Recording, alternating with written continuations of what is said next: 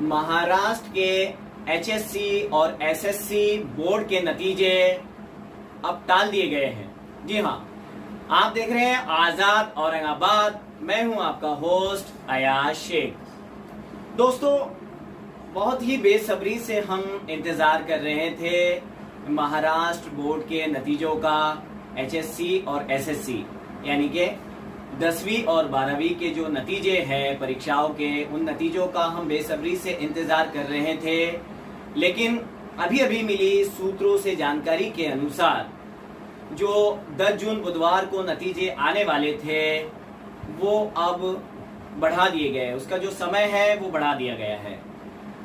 महाराष्ट्र के स्कूल मंत्री वर्षा गायकवाड़ की ओर से ये कहा गया है कि कोरोना के सबसे ज्यादा जो मरीज हैं पूरे हिंदुस्तान में, भारत में सबसे ज्यादा अगर मरीज है तो महाराष्ट्र में है।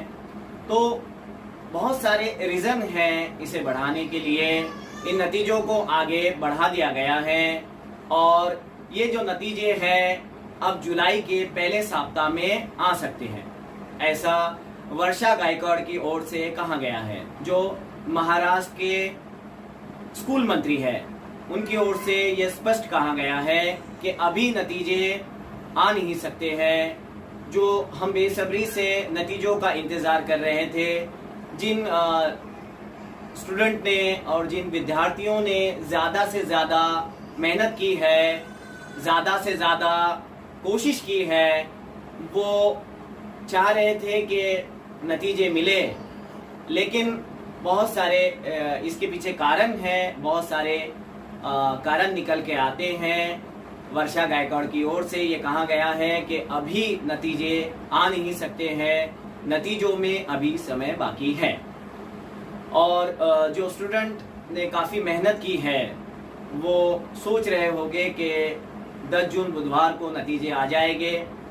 और हाईकोर्ट ने भी स्पष्ट कह दिया था कि जल्द से जल्द नतीजे घोषित कर दिए जाए। लेकिन बहुत सारे इसके रीज़न हैं, इसलिए अभी नतीजों को रोक दिया गया है। और महाराष्ट्र में अभी हालात पूरी तरह से काबू में नहीं हैं। कोविड-19 के, कोरोना के सबसे ज़्यादा संक्रमित मरीज यहाँ पर मिले हैं, इसलिए भी हालात को देखते हुए बहुत सारे कदम सतर्कता की ओर बढ़ा दिए गए हैं। और जो यूनिवर्सिटीज़ के जो एग्ज़ाम थे फिलहाल टाल दिए गए हैं। अभी वहाँ की परीक्षाएं स्थगित कर दी गई हैं। आने वाले समय में अधिकारी बैठकर उस पर निर्णय लेंगे कि कब जो यूनिवर्सिटी के रिजल्ट है या परीक्षाएं हैं वो कब रखी जाए और कब उसके रिजल्ट रखे जाएं। क्योंकि हालात सामान्य नहीं है, ये आप भी समझ सकते हैं और हम भी समझ सकते हैं कि हालात उस तरह से नहीं है। हालात को सामान्य होने में काफ़ी समय लगेगा। जो विद्यार्थी हैं वो जान ले कि पढ़ाई का बहुत नुकसान हुआ है महाराष्ट्र में। हम महाराष्ट्र वासियों को काफ़ी दिक्कतों का सामना करना पड़ रहा है, लेकिन हम मजबूती के साथ एक ढाल बनकर कोरोना से अब तक लड़ते आए हैं और आगे लड़ते रहेंगे और लड़ते रहना है जब तक उसका वैक्सीन घर घर नहीं पहुंच जाता। तो दोस्तों, हमें कोरोना से सतर्कता बरतनी है। और बहुत जगह पे ये सुनने को मिला है कि भेदभाव लोगों में हो रहे हैं।